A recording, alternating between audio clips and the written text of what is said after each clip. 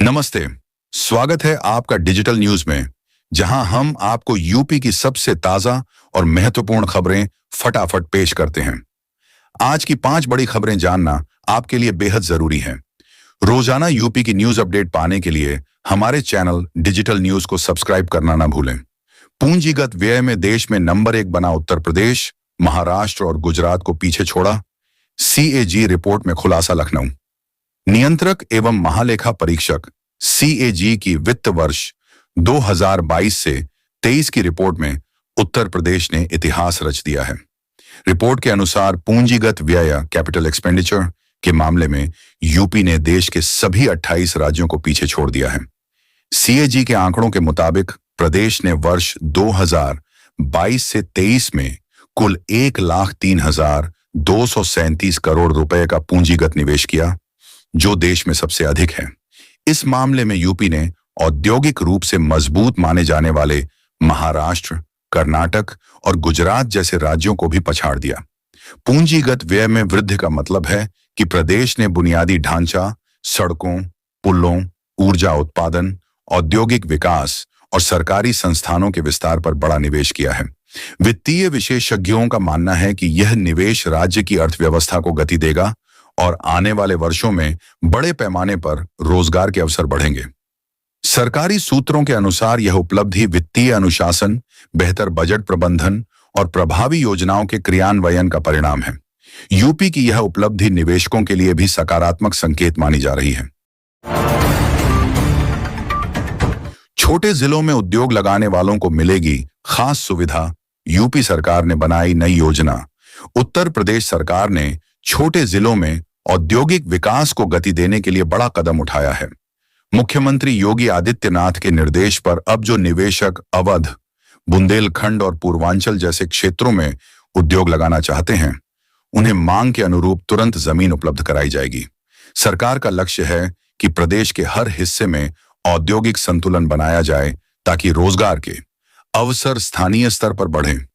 यूपीसीडा, उत्तर प्रदेश राज्य औद्योगिक विकास प्राधिकरण को निर्देश दिया गया है कि निवेशकों की मांग के अनुसार उपयुक्त भूमि की पहचान तुरंत की जाए और आवंटन प्रक्रिया को सरल बनाया जाए।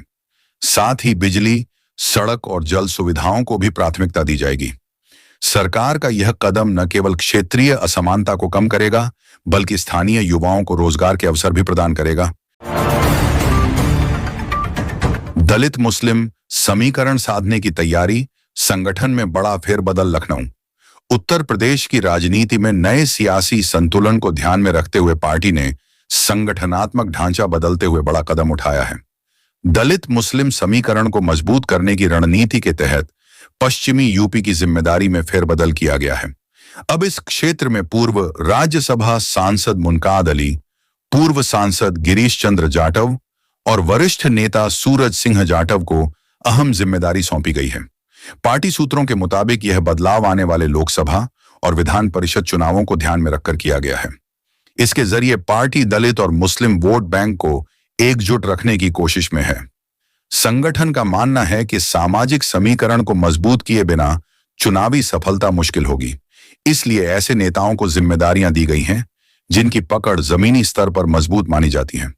पश्चिम यूपी में यह बदलाव राजनीतिक हलकों में चर्चा का विषय बन गया है और इसे 2025 की चुनावी रणनीति का हिस्सा माना जा रहा है। मुरादाबाद के सेक्टर 7 में सेक्स रैकेट का भंडाफोड़, 7 गिरफ्तार। मुरादाबाद शहर के नए मुरादाबाद क्षेत्र के सेक्टर 7 में लंबे समय से संचालित हो रहे कथित सेक्स रैकेट का रविवार को पुलिस ने भंडाफोड़ किया। जानकारी के अनुसार स्थानीय लोगों की शिकायत के बाद पुलिस टीम ने गुप्त सूचना के आधार पर एक मकान में छापेमारी की। छापेमारी के दौरान मौके से 4 युवतियां और 3 युवक आपत्तिजनक स्थिति में पकड़े गए। पुलिस ने सभी को मौके पर ही हिरासत में लेकर थाने पहुंचाया। पुलिस अधिकारियों का कहना है कि यह रैकेट काफी समय से गुप्त रूप से संचालित हो रहा था। आसपास के लोग इस गैरकानूनी गतिविधि से परेशान थे और कई बार इसकी शिकायत की गई थी। पकड़े गए लोगों से पूछताछ जारी है और इस गिरोह को चलाने वाले मुख्य आरोपियों की तलाश की जा रही है। पुलिस ने मकान मालिक और किराएदारों की भूमिका की भी जांच शुरू कर दी है। मामले में संबंधित धाराओं के तहत एफआईआर दर्ज कर आगे की कार्रवाई की जा रही है। गोमती नदी पुनर्जीवन मिशन पर सीएम योगी सख्त, अवैध बस्तियों पर कार्रवाई के निर्देश लखनऊ। मुख्यमंत्री योगी आदित्यनाथ ने गोमती नदी के संरक्षण और सफाई के लिए बड़े स्तर पर अभियान चलाने की घोषणा की है। सोमवार को गोमती नदी पुनर्जीवन मिशन की प्रगति की समीक्षा करते हुए उन्होंने संबंधित विभागों को कड़े निर्देश दिए। मुख्यमंत्री ने कहा कि गोमती नदी उत्तर प्रदेश की जीवनदायिनी नदियों में से एक है और इसके तटों की स्वच्छता सरकार की प्राथमिकता है। उन्होंने स्पष्ट किया कि नदी किनारे कब्जा कर अवैध रूप से बसे लोगों की पहचान कर अभियान चलाया जाए। खासकर उन बस्तियों में रह रहे संदिग्ध घुसपैठियों की जांच कर आवश्यक कानूनी कार्रवाई की जाए। सीएम योगी ने कहा कि अवैध बसाहटें न केवल नदी की स्वच्छता में बाधा बनती हैं, बल्कि सुरक्षा के दृष्टिकोण से भी खतरा पैदा करती हैं। साथ ही उन्होंने स्थानीय प्रशासन, नगर निगम और पर्यावरण विभाग को संयुक्त रूप से कार्य योजना तैयार करने के निर्देश दिए। मुख्यमंत्री ने यह भी कहा कि गोमती तटों का सौंदर्यीकरण, प्रदूषण मुक्त जलधारा और हरित पट्टी विकसित करना सरकार की प्राथमिकता है। मुझे उम्मीद है कि यह 5 बड़ी खबरें आपको अच्छी लगी होंगी। अगर आप रोजाना उत्तर प्रदेश की महत्वपूर्ण और ताजा खबरों से अपडेट रहना चाहते हैं, तो हमारे चैनल अब डिजिटल न्यूज को सब्सक्राइब जरूर करें और नोटिफिकेशन बेल को ऑन करें। आपकी जानकारी हमारा मिशन। धन्यवाद।